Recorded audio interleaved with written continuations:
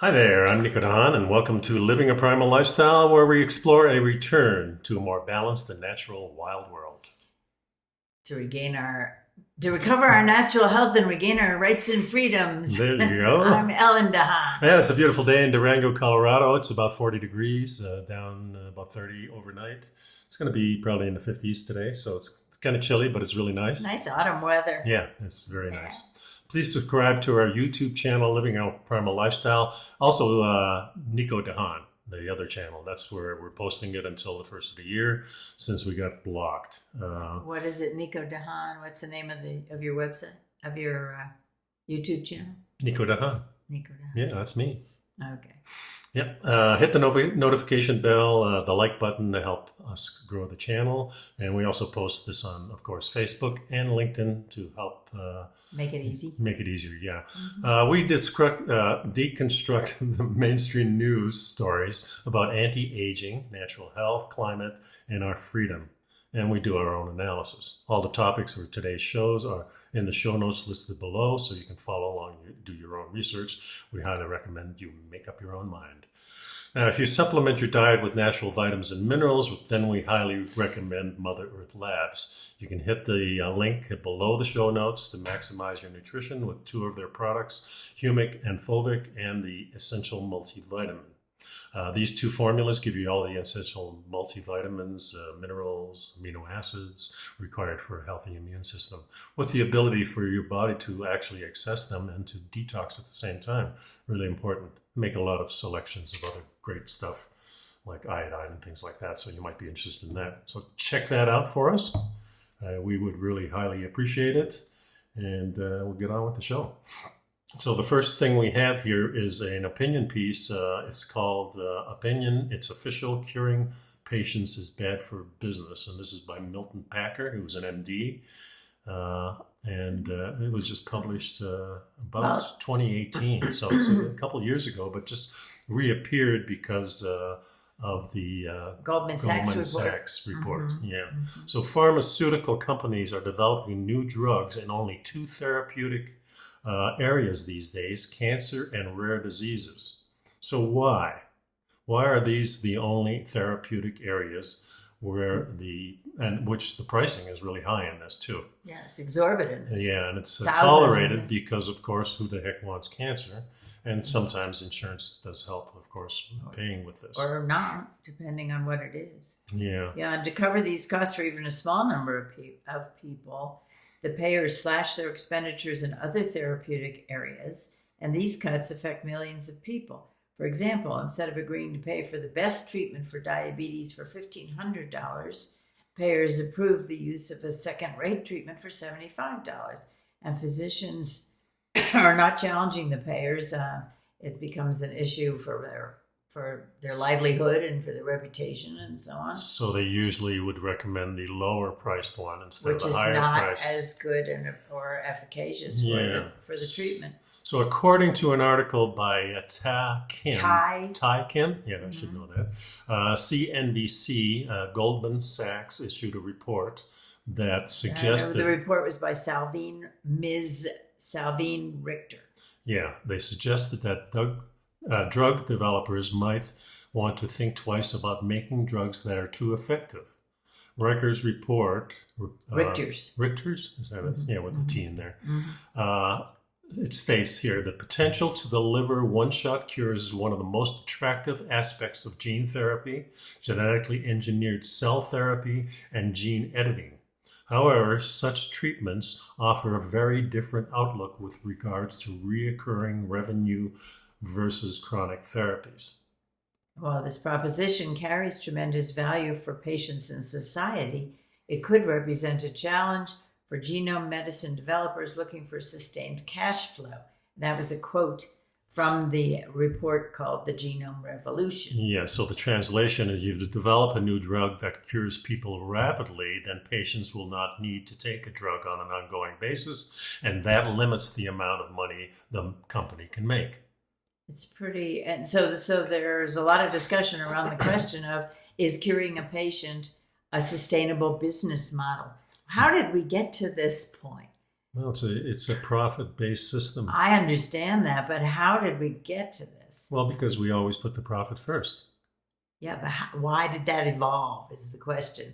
It's not a good place to be. It's not, if you're putting the health of the people behind how much money can I make if I go a different route without curing them, that's a terrible place to be. Well, it's always been kind of the case that the people who are doing the hardest labor are getting paid the least.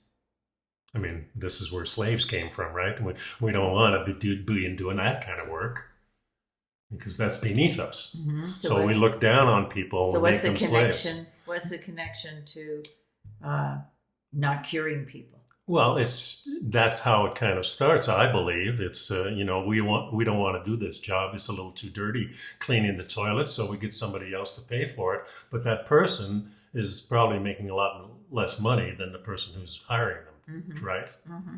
So, well, you're saying that the profit-based system came about because people didn't want to do jobs, and they had to pay someone a lot less to do the job. And so that's kind of the beginning of it. But now we have people. Remember that we're talking about a financial institution that is now influencing companies because they have stockholders. Oh yeah, Goldman Sachs. Yes. Mm-hmm. So it's not actually the drug company or the medicine company, let's say, or the vaccine companies that have started this. It's the push by the financial institutions, I believe, that are pushing this. So, hey, wait a minute. If you make something, take air conditioners. When they first came out, they lasted 30 years. Mm-hmm. Now you expect 8 to 10 years, and you're told that. Mm-hmm. What happened to the 30-year ones? Well, then you don't need us for 30 years. What good is planned obsolescence. Sure, exactly. So it says here that Goldman Sachs reports cited the example of Gilead Sciences, which gained approval for its novel hepatitis C treatment. Sovaldi in 2013. Followed by Harvoni less than a year later. Their introduction was a landmark event for two reasons. First, they provided a near certain cure for hepatitis C in 12 weeks. Fantastic. Second, they were among the first of a series of drugs to be priced at real high levels. So when Harvoni was introduced, it was a 12-week course of treatment. And it cost $94,500 in the United States. Interestingly, in India, the same 12-week course of treatment cost only $900. And the author here says, I assume that the company is still making a profit on its sales in India. So something that you can make profit on and for $900. Not good enough for the United States because we have people that will pay $94,000. So how much profit is in this? Yeah, well, and in the report, Ms. Richter noted that U.S. sales for the hepatitis C treatments peaked at $12.5 billion in 2015, but have been falling ever since. And Goldman estimates that the U.S. sales for these treatments would be less than $4 billion this year. Oh my goodness. Yeah, well, and it's so. The point here is that the Ms. Richter writes, it's a case in point where the success of its hepatitis C franchise has gradually exhausted the available pool of treatable patients. In the case of infectious diseases such as hepatitis C, curing the existing patients decreases the number of carriers that can transmit the virus to new patients, and that makes it even worse. So then the incident pool declines even further. Yeah, so rapid rise. I can't believe I'm reading this. I know. Rapid rise and fall of its hepatitis C franchise highlights one of the dynamics of an effective drug that permanently cures a disease, resulting in a gradual exhaustion of the prevalent pool of patients. I mean, it says, then she goes on to say that diseases such as cancer, where the incident pool remains stable, they're less risky for business. Right. So the business model, again, is financial instead of turning it has nothing towards to do health. with health. Right. Nothing whatsoever to do with health. I mean, imagine a world in which you could cure diseases and people could live long and healthy lives. But the business model says, no, that's not good for business. The stockholders have to be paid their share. And you want a doctor's office really relies on a revolving door of people coming in. If you cured everything, who's going to run a business? Yeah. Yeah. So it's sad, but true. Make up your own mind, folks. Well, it's interesting because it says, would a company that wants to develop a real cure for an infectious disease have trouble getting financing? And the imagined response from the investors might be, that's great, but your drug is too effective. You can't you can't generate sustainable cash flow with that kind of a business plan. So can you possibly make the drug a bit less effective so people would need to continue to take it on an ongoing basis and you could generate more money?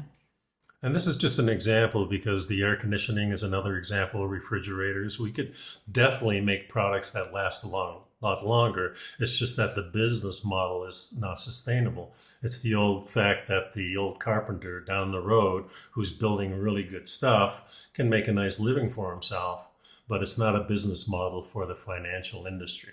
Yeah. And the shareholders are depending on getting their distributions. Yeah. But the very last thing on this article, the article says, want to make money? Develop drugs that cure nothing, but promote long-term use and dependency and shorten life. Oh, I forgot. We have those drugs already. They're called opiates. We also have things. I mean, remember what just happened the last 3 years, and then you can kind of see the picture changing here. Well, so let's go to the next article before we get into trouble. The mysterious rise of food allergies. Food allergies are becoming increasingly common in children and in adults, yet it's surprisingly difficult to get a handle on even the basics. And they said the United States Department of Agriculture estimates 2% of adults, 4 to 8% of children suffer from food allergies, but there are scientists that think that number is as high as 10% across the board, around 33 million people in the U.S., and some have even described food allergies as an epidemic. And we certainly know people who have allergies. I have an allergy only to peanuts. And you're not really allergic to peanuts. You don't feel well after you eat peanuts. I mean, I get rashes and things like that. Emmy has. Yeah, so that's the drastic. Yeah. The peanut allergies in children are very serious these days, and anaphylactic shock is a very real thing. And EpiPens are carried all the time, and that sort of thing. So it's good for business. Yeah, well, it's good. It adds up to a tremendous burden across the health system and the economy. If it's a burden across the health system, then it's profitable, right?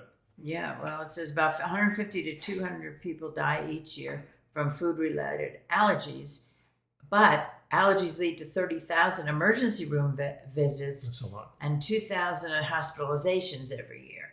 And even for people who avoid serious reactions, their food allergies can take a toll. So managing allergies can get expensive between doctor visits, hospitalizations, medicines, caregiving, lost productivity, specialized meals. Food allergies cost the U.S. economy close to $25 billion a year. There's a statement here that makes me laugh. It's they may have to say no to their favorite dinner for fear of contamination. Well, if you know you have an allergy naturally, then you're going to avoid it no matter what. Well, if you don't know, then you'll find out pretty quickly. Yeah, you'll find out pretty quickly. So why are they on the rise, and why are babies reacting to milk and cookies, right and from cake, and ice cream? Yeah, well, I don't know why a baby would be. And why are more adults discovering that they can't have the lobster roll anymore? Yeah, so seafood allergies are on the rise. And well, it turns out that some of the trappings of the modern world have some unintended consequences, and some well-intended guidance on how we should eat have been completely wrong. May have been completely wrong. Yeah. So allergies are an overreaction of the immune system involving an antibody called immunoglobulin E. Yeah, it's short form for IgE. So this is a protein that's produced to help the immune system identify and counteract invaders. And when IgE finds a threat, it triggers the production of a hormone called histamine, which causes blood vessels to dilate, tissues to inflame, skin to itch, and airways to wheeze, cough, or sneeze in the hope of getting that threat out of the body. Yeah.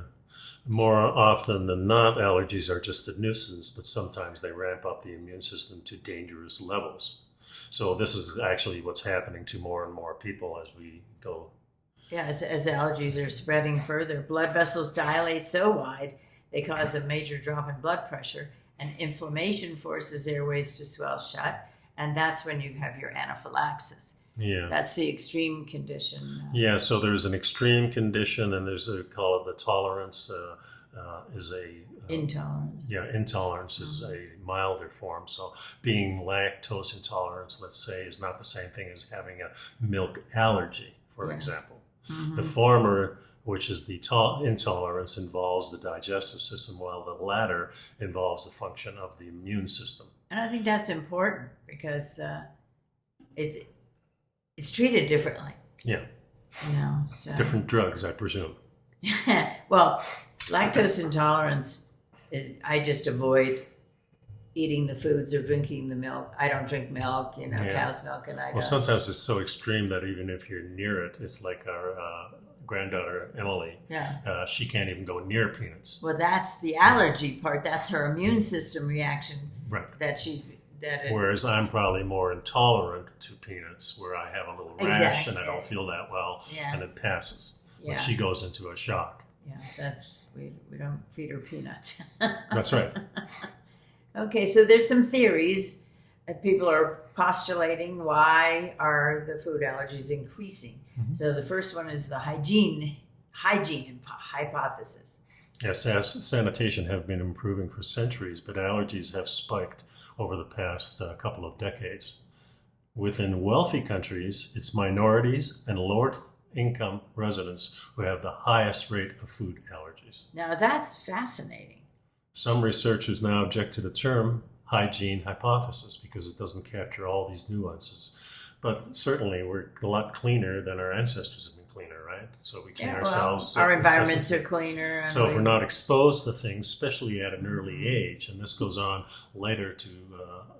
it says in China, food allergy rates rose from 5% between 1999 and 2008 to 8% between 2009 and 2018. And people who emigrate from poorer countries with lower allergy rates then move to wealthier countries see their allergy rates go up, and their children soon experience allergies as frequently as the native residents. Allergy rates are higher in urban areas than in rural areas where people spend more time with nature. But it doesn't, again, you pointed out that sanitation has been improving everywhere, and so it doesn't really, hygiene hypothesis. Well, the hygiene hypothesis says that we're killing too many germs and therefore we're not exposed to them. So then later on when we are exposed to them, it's a new thing and our body hasn't adapted to that. No, but that's the counteract to the hygiene hypothesis. Okay. Yeah. Well, the other thing too is when you're moving into a Western country, a more modern country, you're most likely, because of a job, working into a more urban area where there are more chemicals in the air. There's more toxins and things like that, more pollution, and so you're plus, even when I moved from one firm to a new firm, the first year I was there, I got exposed to all kinds of new germs that I hadn't ever been exposed to, having been for quite a number of years at the old firm. Yeah. And I got a very mild case of the flu like 9 years ago, And then after that, I wasn't sick anymore. Right. So you adapted. I adapted. Yeah. But and imagine if you moved from a country. Well, remember when the white man came over here, the native people never were exposed to smallpox. Right, or measles or lots of other things. And lots of other things. So they really think that maybe 100 million people were here, and in maybe a century they were reduced to 10 million. By the time the white man crossed the Mississippi River, there were only 10 million natives. That's the way it goes. Now the next hypothesis is called exposure timing, and they're talking about, there was a study in 2015 that randomized 640 infants who had an allergy risk factors to consuming or avoiding peanut products. But those who avoided the peanuts had an allergy rate of 13.7%. Yeah, well, Those who were exposed to peanuts, however, as from before they were 5 years old, at a rate of 1.9%. yeah. So exposure to peanuts early in life actually reduces the allergy rates. It's a peanut protein. TJ. I got to take this, so we'll stop the. Yeah. All right, now we're back. Okay. So where were we? We were talking about. I was saying that in 2015 there was a study done on children, and when they were exposed to the peanut protein for the first 5 years of life, it was an extremely low rate of development of peanut allergies, whereas those who avoided any kind of peanut protein did develop an allergy rate of 13.7%. So this may explain the difference between my allergy and the allergy that my granddaughter has. Mm-hmm. She wasn't exposed to peanuts when she was young because it's kind of Well, there in were the a family. number. Yeah, she had. Yeah. Well, she also had a few reactions to things, and so they had her tested. Yeah, so they were avoiding it. And while I grew up eating peanuts, especially watching football games and things like that, I had shelled peanuts and I'd be eating a lot of them. And slowly but surely, it just became a problem for me. Yeah, I think what happens is you build up an intolerance, and I think the same thing happened to me with the lactose intolerance. Right. I always liked extra cheese, and everything was a melt, and everything was, and pizza with extra cheese, and eventually, by the time I was in my late 20s, I think I had built up enough intolerance that I couldn't really digest it, and that was the problem. And you would probably have the same thing. So going on, it's not clear. They say it's not clear why, but it may relate to another idea, sometimes called the dual exposure hypothesis. Yeah, that's food allergies can be introduced through the digestive system, but also through the skin, particularly in babies that have eczema. Mm-hmm. Allergen exposure through the skin seems to sensitize people, but through the gut, it tamps down allergic responses. So even if a baby is not eating peanuts, soy, or eggs, the baby may still be exposed in the home through the skin, which then encourages the development of an allergy. Yeah. So in conclusion, they say health officials in many countries now say that babies should be slowly exposed to potential allergens under the guidance of a pediatrician. Well, according to the USDA's updated why couldn't diet. it be done at home and then if you see a reaction? So there's your money streaming in. Well, I think, I mean, you're not doing it at the guidance of a pediatrician is just giving you ideas of what to feed the baby. That's just my personal But it opinion. says there's no evidence that delaying the introduction of allergenic foods beyond when other complementary foods are introduced helps to prevent food allergy. So, then we have another hypothesis is genetics. Some people are more disposed, inherently susceptible to allergies, but it doesn't explain everything about allergies, but it may be part of the process. Vitamin D deficiency. Vitamin D really is a kind of a multi-purpose vitamin that we all need. It comes with It affects your immune system. We know this. Comes exposure to sunlight, and then it plays an important role in regulating the immune system. Yeah, and to illustrate this, people in wealthy countries that spend more time indoors have higher food allergy rates than those spending more time outdoors. So countries that are farther from the equator have higher allergy rates than those along the planet's sunny middle. So we don't. All right, next theory is the theories behind adult onset allergies. One explanation is that the immune system goes through an aging process, where it's not as sensitive anymore, and not as effective and efficient anymore. And could that be due to the decline of our food? Yeah, I'm sure. You're eating food that's kind of crappy all your life, and then slowly but surely your immune system is less responsive. Yeah, I believe that for sure. And it also says that allergies in adults might arise from immunological stresses, like a strong infection that somehow affects the immune system, and sent a message to the immune system to start developing these IgE antibodies, and when it didn't do that before. They go on to say, well, all is not lost. The first thing to discover is whether you actually have an allergy, and that's when they do the. First of all, if you eat something you don't feel well afterwards, or you break out in a rash, or you have a cough, or whatever it is, then you get a hint that there's a problem. There's also skin tests. So what they want you to do is do the skin test, figure exactly what you're allergic They to. do say the CDC tells you that half of fatal food allergies and reactions come from restaurant food service. And I would think restaurant, of course, that's a good restaurant. That's not putting photograph in the food. And fast food is not the way to go. Well, what's your? There's a lot of hidden Exactly, and that's what you mean by when you say you're talking additives, preservative, extenders, all kinds of things that affect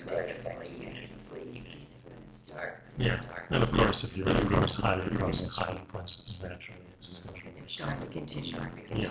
Yeah. So let's talk about this next one. I found this very, very interesting because probably if you're our age, you were brought up on Wonder Bread and how Wonder Bread helped eliminate 2 diseases in the United States. Well, first thing, look at that loaf. The loaf was perfect. It was even. Every slice was the same size, and it was already sliced. Yeah, so Wonder Bread, the brand, started in 1921, but took off when the pre-sliced bread became popular in the 1930s. And Wonder Bread did pioneer the pre-sliced loaf of bread. Yeah, it was extremely popular. Now you don't have to slice your own bread, so much more convenient. Well, plus every piece is the same size. You're making a sandwich. You got 2 pieces. And it was larger than the normal breads too. Yeah, it was a good size. Like Good size it was white loaf. and fluffy. It was used this new kind of flour that they were using. It was enriched flour. Right, enriched because they had to add back in all the stuff they took out when they processed the flour. Exactly.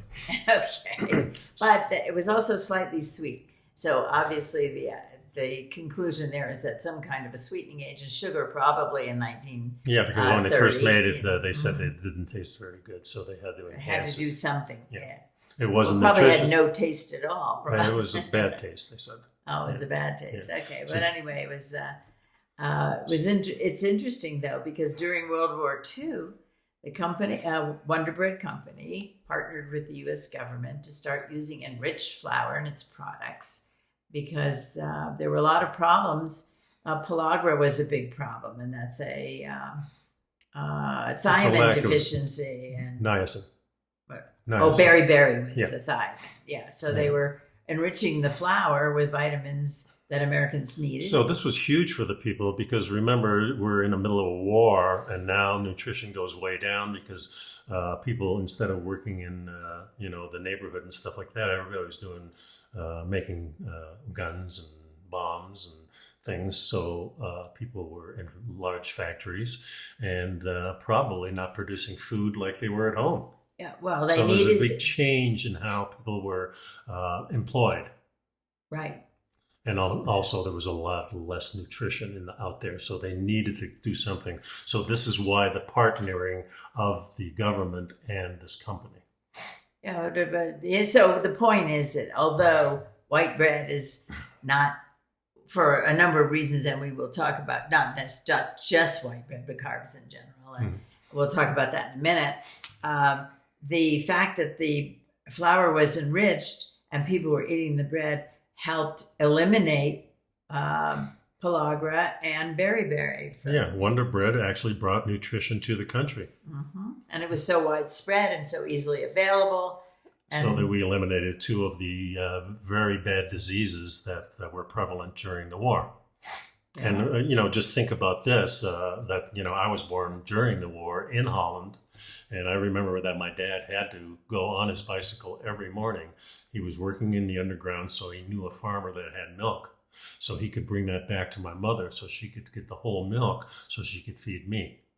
So I was breastfeed for the first Breastfed. 2 years as a necessity, which thank God, because that helped my immune system. And I think that's one of the reasons I'm still really healthy. So the next one is I can't tolerate gluten in the US, but I can in Europe. And this reminds me, I was at my barber just a week ago, and he was in Portugal with his girlfriend. And he said, my girlfriend, very, very, She allergic very allergic to bread. pasta. Was it pasta? Yeah, they were eating pasta. They were eating the bread over there. No problems whatsoever. So when I saw this article, I goes, aha, this is really, something that hits home. So someone who usually adheres to a gluten-free or low-gluten diet says eating items with gluten at home in the United States causes bloating, abdominal pain, and an upset stomach. But while traveling in Europe, they don't get those symptoms they can eat those foods. Yeah, here's a couple of factors that may contribute to the idea that you can eat pasta, bread, and pastries with no problem in Europe, but not in the U.S.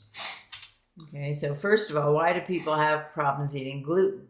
About 1% of the population in the United States, but note, experts say the number is actually much higher, has celiac disease, which is an autoimmune disease that causes damage to the small intestines when someone eats gluten. So the damage is really puts holes in your gut. So the problem stuff gets out of your gut and actually goes right into the bloodstream. And that's where it causes real problems. Well, it can cause malnutrition, infertility, and an increased risk of thyroid disease and other negative conditions. Not everyone who has problems with gluten has celiac disease, though. Non-celiac gluten sensitivity causes symptoms that are similar to the bloating, disease. diarrhea, fatigue, headaches, and a skin rash. So that 1% is the diagnosed by a doctor, but they say it's really much higher because a lot of people know it. Yeah, but and they don't go to the doctor. Those are the people for whom the intestines are damaged by eating gluten. Right. Then there are other people who just have a kind of an intolerance and a reaction, and they get a reaction. Well, remember, but it doesn't harm their intestines. Yeah, and for years I've had that problem when I started eating cereals when I was very young, coming to Canada and later the United States. When I went to the doctor, they said, "Oh, well, you have a nervous stomach. You're new to the country, so you're kind of nervous. You don't speak English as well, or maybe you're testing and you only have it during testing." All these hypotheses were thrown at me and my parents, and that was the whole thing until finally we started eliminating the breads, and we go, wait a minute, all of a sudden I feel different, much better. Well, and so the article goes on to provide that. Well, again, they're looking at why might it be different between Europe and U.S. And it says all wheat contains some level of gluten, but it depends on the type of wheat. Yeah. So wheat grown in the United States is typically higher in gluten content because the majority is hard red wheat. Yeah. Europe grows soft wheat, which has a lower gluten content, but there's no way of knowing. I mean, it doesn't guarantee that in Europe that's all you get. This reminds me of that first article from Goldman Sachs that is stated, that it's good for business for people to be sick. So why should we switch to the wheat? I mean, it's very easy. You get seeds. You get seeds for the wheat that is Europe that we know is much better for you. So why wouldn't we use that?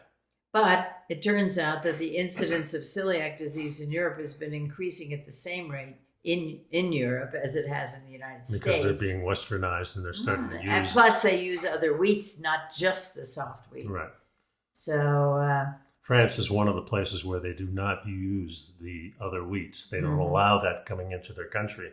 So it's kind of protected that way. So there are countries that know this and want to ensure the population is not going to get sick from these things, and the French are one of those countries. Well, it goes on. We've talked last week about glyphosate. So preservatives and other ingredients in wheat can play a role too. Well, it says gluten-containing foods in the U.S. can also contain higher level of chemicals, herbicides, additives, and preservatives that can interfere with gut health and increase overall inflammation compared to the European counterparts. Glyphosate is an herbicide that's used on wheat and other products, and some scientists believe it's potentially connected to increased reports of wheat products causing health issues. And one study that was done on fish said that the fish that were exposed to glyphosate developed digestive problems reminiscent of celiac disease. And this is probably referring to farmed fish, where they're fed grain, where they're fed the soybeans or grains, and also they're confined, of course, to nets. Right. So it's a closed population. Yeah. And this refers to a factor too, that when you're traveling abroad in Europe, you're more likely to eat fewer processed food, but you're also more likely to go walking. You go into museums. You know, when you're in Paris, you're not going to take a bus. Right. No, you're going to walk around. You're going to see the Eiffel Tower and those things. And so you're going to be much healthier because you're walking a lot more. And walking after a meal helps with digestion, which could relieve stomach aches or discomfort. And then stress can disrupt your gut and cause stomach problems too. So when you're traveling, you may be more relaxed. So you might be more stressed. I don't know. No, I think you're more relaxed. You're not working. You're on vacation. Yeah, right? exactly. So being relaxed, eating fresh, unprocessed food, walking more can help people vacationing feel better in general and aid to their digestion. So what the author is saying this is could be a placebo effect. Yeah. That it's in fact when you eat in Europe, it's not better than eating in the U.S., but it's because you do these other things. I think it's a factor of both of us. Yeah. Interesting stuff. Okay, so now we'll get back to what happens when you eat bread. What happens to your body when you eat bread every day? Well, the title is What Happens to Your Body When You Eat It Every Day, and that's the important thing because we do dabble in the little sourdough bread, which the sourdoughing of the product, the souring of it takes a lot of that gluten and makes toxicity. It more, processes it for you. Remember that the story with the cow that we refer to that has a stomach that it can throw stuff in, ferment, and come back. So it's not being impacted by the. It's very interesting because we back and forth on fiber. Yeah. We've seen so much information on fiber. Is it good for you? Is it not good for you? Last week we were talking about an article that was saying that if you have any kind of what is it called? IBD, irritable bowel syndrome. Yeah, IBS. That fiber can actually. That fiber is very good for you, and then another article said fiber is not good for you. Right. And remember that when they're talking about fiber in the dictionary, if you look up fiber, it's only referring to plant food. It's not referring to the fiber, muscle fiber, which is fiber too. Your body has to break that down. So it says high fiber bread. They're talking about now. First, it says sure, it's possible to get sufficient food from fiber from other foods like vegetables and fruit, but cutting out bread entirely limits an easy source of fiber, which 95% of Americans aren't getting enough of, according to a 2017 publication in the American Journal of Lifestyle Medicine. But then it goes on to say that while it's essential to get a sufficient amount of fiber from dietary sources, not everyone can handle this amount of fiber every day. So some doctors are even recommending a low fiber diet for IBS, for example, which suggests a very low intake of fiber-rich foods in order to identify food triggers for the patients. Well, another thing, too, is nobody's doing studies on people. I mean, and now we have a lot of people that have done paleo for 15 years or more. We also have a large group of people now that are doing carnivore, eating only meat, which we are closer to them than we are even paleo. And nobody's doing studies on that. Right. And so we don't get the news. We are only getting the news of the studies that are done on fiber. Well, it's low fiber, high fiber. What about no fiber? You know, we don't have a study on that. Well, what about no extra fiber from plant sources? We've listened to many podcasts of people who we watched one of the lady who was 13 years on carnivore, eating only meat, and she looked all of her medical conditions cleared. She's up. On no medication anymore, and she looks her skin. She's 50 years old, and her skin looks like she's 25. Yeah. It was a great thing, and I think I'll shove that into the show notes too. Okay. So now it says even without a diagnosis, eating high fiber foods that you're not used to eating can lead to uncomfortable bloating, gas, and cramping. So they then suggest eating white or sourdough bread with less dietary fiber as a place to start. Yeah, and the white bread is kind of like the white rice. Is there's less problems with that because of there's less of the fiber or the stuff that's around it that they take out of the wheat and the rice. So brown rice is the husk. The husk. Well, the husk is taken off, but there's another layer under that husk that makes the brown rice brown. And they're saying the story behind that. What they're saying is white bread, all bread, contains nutrients that can enhance your diet. They have a high amount of fiber, iron, B vitamins, protein, calcium, thiamine, magnesium, and zinc, and also a significant source of folate, which is essential during pregnancy. So, but they put it back in. That's the thing. And they're using synthetic folate, which is really not that good for you. So if you get it naturally from food, you can find folate in many things, and meat is one of the prime things. Red meat. Yeah, sure. Is good. Yeah, it's a perfect source of iron and folate and other things, and thiamine and niacin and all those things. Another statement here, while bread can provide your body with quick energy from carbohydrates without healthy fat, a protein source, or high fiber for more prolonged satiety and satisfaction and lasting energy, you will feel an inevitable crash soon after, leaving you feel sluggish. Now, we've talked about this before, but just to recap, recap for a second. That's what I'm doing. Yeah, just 1 second. We've talked about the fact that when you eat carbohydrates, you get quick energy, but whatever's left gets stored. And what happens when it gets stored? Well, it goes into fat cells. Into fat. Yeah. Exactly. So it's so much that your body needs insulin, and insulin is that little device that or the substance that helps you store it, and it goes back into the fat cells. So it's kind of the signaling process. Wait a minute, what are you doing to me? Let's get some of the insulin in there to protect the body. Well, it also... And insulin is an emergency substance. Okay, so this is your body's being attacked by too much sugar. But that's the sucrose. point. Wait, I'm sorry. Let me back up just a second. That the carbohydrates initially are sugar. And then they're converted to fat. Yeah. So it's just like sugar. So that's why we have this. After you have the carbs, 2 hours later, we call it the sugar crash. And it's great because it's fast acting, and that's why people are using it. I'll buy a famished. Let me get this, and you eat some bread, or you eat a sports drink or something like that, and boom, you're satisfied right away. The problem is insulin comes along, takes half of it away, shoves it in your fat cells, especially around your heart and your kidneys and things like that. Your liver. Yeah, and your liver, and then sooner you get hungry right away. Whereas if you switch to a better source of energy, which is healthy fats, especially from animals, then what you're doing to your body is your body goes into a nice state of, you have the energy and it lasts a long time, and you're not hungry. There's no insulin involved, very little, because your stomach is always, or your pancreas is always producing this, but it's on a very, very low rate. It's kind of testing the waters. Insulin goes in there, oh, you're all right, no more.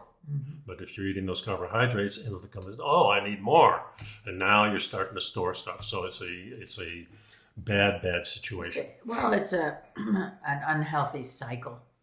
Well, here it says, and this is where again the community is kind of saying, hey, the key is to eat high fiber, and you pair it with foods that will slow down the digestion, giving you a loss. So they don't want you to digest it quickly because it goes to sugar and then fat. And this is really the purpose of butter. But here they're saying peanut butter. Well, put some peanut butter. Don't eat that butter because that has saturated fat in it. They didn't say anything about butter. No, they don't. And the reason they don't is because they don't want you eating butter because it's good for you. Yeah, well, all right.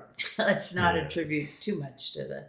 But the bottom line here is bread is really a vehicle for healthy foods, healthy fats, which is kind of interesting. It's sort of like the way I feel about salad. It's a vehicle for dressing. Yeah, in a sense too. And then there's the story about the Earl of Sandwich who ate mutton, and it was always he was always playing board games and things like that. Card games. So he would put the meat in that so he could hold it in his hand. On the bread. On the bread, and then he would eat the meat and throw the bread out. So he was probably like a plate. Yeah. Yeah, all right, let's go to the next one here. The benefits of dry aging fish. And this is kind of a process that our ancestors used because fresh fish goes bad very quickly. So if you want to preserve it, dry aging is one of the best ways. Remember, they didn't have canning in those days, our ancestors. They didn't have jars. They had pots, and they could put a lid on it, but not that secure. In many cases, well, they wasn't have to use wax. They could use wax and things like that, but much easier just to let it dry out. Yeah, that was an old technique of drying. You dried your vegetables, you dried your herbs, you dried your meat, you dried your fish. So while then you could eat it, and you added salt to preserve it, and then you could eat it when times were lean or in the winter or wherever you needed it. Now, of interest to me when I was looking at this article was again, we've been talking off and on about different alternatives for non-meat meat. Right.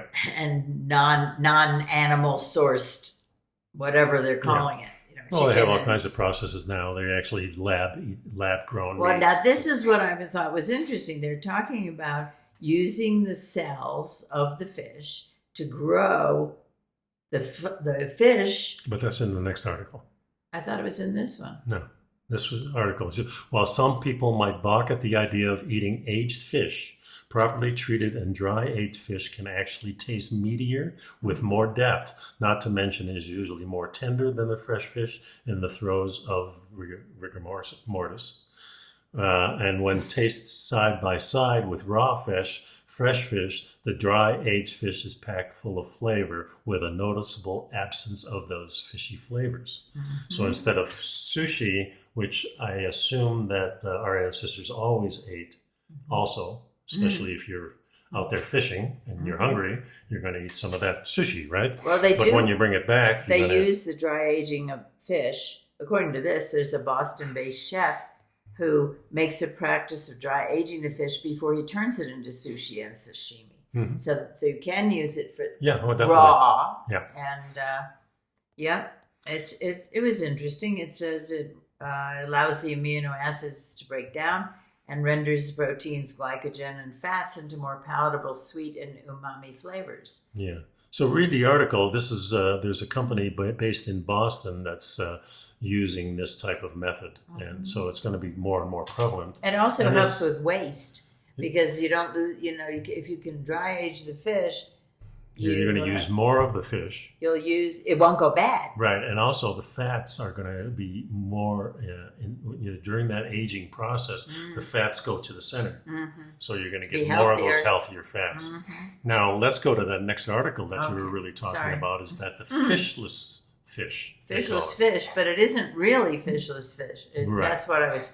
That's what I was trying to get to. Yeah. That it's not like this fake, whatever. Masquerading it's as a not fish. a asparagus fish. Right. So in the middle of San go ahead. In the middle of San Francisco, there's a pilot production plant for Wild Type, one of the handful of cell-cultivated seafood companies in the United States. And it's growing sushi-grade coho salmon in tanks similar to those found in breweries, with no fishing or farming required. So I think this is really more of the future of healthy types of meats and fish rather than using a potato to make a fish. Right. Yeah. To make it something. That whatever it is. Named a fish. Yeah. It's like, I'd much rather see them start with at least, it says cultivation starts by taking a small sample from a living fish species. The cells multiply as they would in nature in the large vessels, and eventually become the fatty and lean parts of a fish fillet. Yeah, it's really interesting. So there's a lot of companies now looking into this. The concerns of overfishing, which is definitely happening. Remember, we stopped whaling much throughout the whole world, except for a couple of rogue companies that are still doing it. And remember, diving into the Florida Straits. Back when we first came to Florida, and there were fish everywhere. And now, if you dive in, you're going to have to number of places there are no fish. That's right. Yeah, so there's a lot of money being invested in trying to develop these techniques to be able to grow the fish from the cells.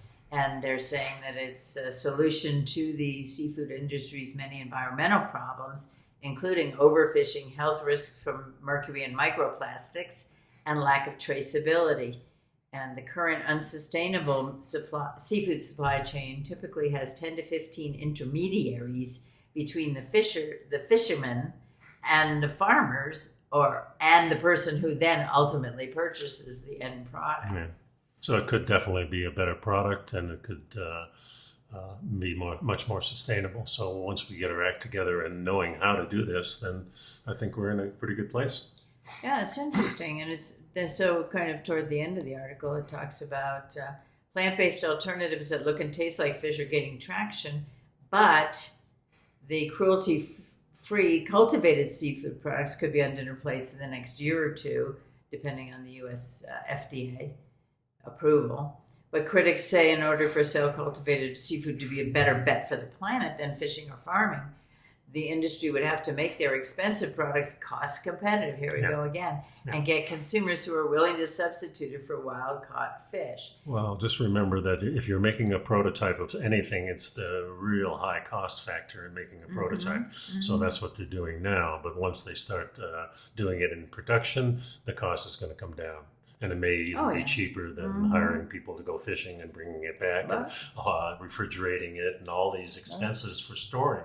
Imagine the jobs that will be lost, the livelihoods that will be lost. If we get our act together, maybe the people who have lost jobs can still get an income somehow, or not even need an income because there's no money. This is what I like to see. Well, when it's grown indoors, cell-cultured seafood like salmon and tuna can be optimized for taste, texture, and nutritional content, and cooked like traditional fish or eaten like sushi. But it remains unknown if consumers will embrace lab-grown fish. The article says, we talk a lot about price, taste, and convenience as the three core aspects that we've already got a name, the alternative protein industry needs to focus on. They need to taste the same or better, they need to be priced the same or cheaper, and they need to be widely available. Well, I also need education of what the process is, and I'm not talking about advertising. I'm talking about just true education of people. So that will happen. It's going to be a necessity if we keep doing what we're doing, for sure. Well, it's interesting because the comment is made here that this is feeding the affluent another food product. So it says Rob Jones, who's the global head of aquaculture at the Nature Conservancy, says alternative seafood products could achieve similar 1% to 2% of the overall market, like what's going on with the plant-based meats. But the full environmental and social effects of the production methods, such as carbon emissions and ingredient sourcing policies, must be considered.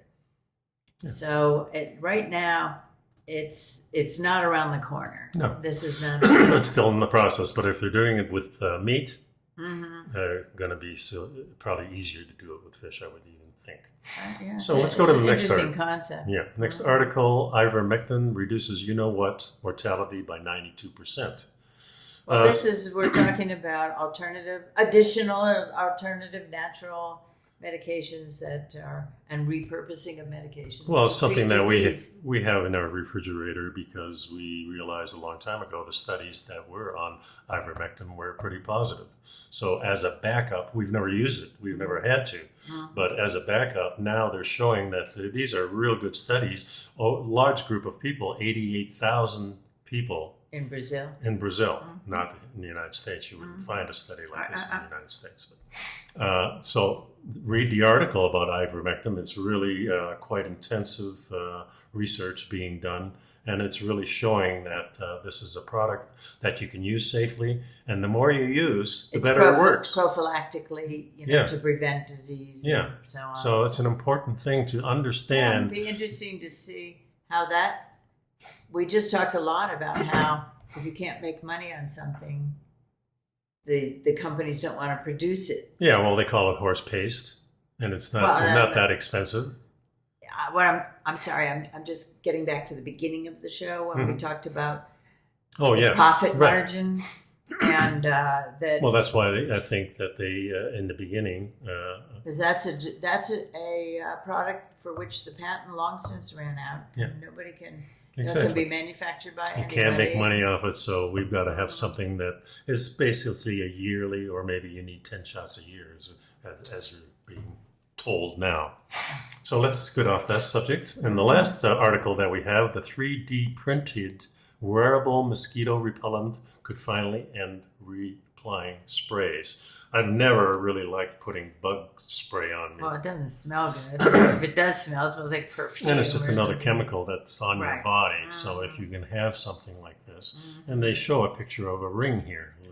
It's a little ring that's made of Plastic, I what presume. is it? Let's see, wearable ring or bracelet. It's a 3D printed from a biodegradable polymer, Yeah. and it's then infused with A repellent. an insect repellent. It's called PLLA-IR3535 repellent delivery device. So this is a repellent that is worn like a ring at this stage anyway, and it emits the chemical. Well, apparently, I suspect that what happens is with your body heat and so on, Yeah. it helps to Disperse it. disperse it. Yeah. And it says It's it biodegradable. continuously evaporates and forms a barrier for insects. So it's kind of interesting, but it does say the study is still in its early phases. More research is needed to evaluate how well the ring performs in real-world settings. And the encapsulating material could also be improved. Yeah. So it's again in the early stages, but I'm thinking this is something that's going to be, we already have clothing. I remember you bought me a short sleeve and a long sleeve shirt that repels bugs and doesn't have really a chemical smell at all, and you can't feel it on your body. I put the shirt on; it feels just like a normal shirt, no reaction whatsoever, and it's great. I mean, things like this we need, and I think we're really good at making, devices like this. So interesting. Anything else you want to discuss? Or not discuss? Yeah, we have plenty of things we can't discuss, it seems like. right. Yeah, I'm fascinated by the trends that are evolving that we keep talking about. Everything from synthetic food to the profit margins to the state of the world, and in terms of health and connecting it to food and exercise and taking care of yourself, and it's important also to take care of yourself mentally. I mean, don't immerse yourself in 10 hours of fake news on TV or somebody's opinion about what somebody else said about what somebody else said about what somebody else said. Yeah, mute those commercials, any commercials as far as I'm concerned now. Luckily, we do have devices now that you can mute these things and fast forward to some of them. Some of them are now, they've really developed a knack for the 3-second, 5-second, 6-second, 15-second Well, they commercials. know that it's an interesting evolution too, of that humanity has the focusing power of a gnat at this point. It's like, if it takes me longer than, if I have to read more than 3 paragraphs, I'm out of there. Yeah, that seems that way. That's That's the way we're conditioned for sure. And I'm thinking too, these advertising companies now are coming up with much more visual things. If everybody's muting your commercials and you know it, now you've got to do it visually, right?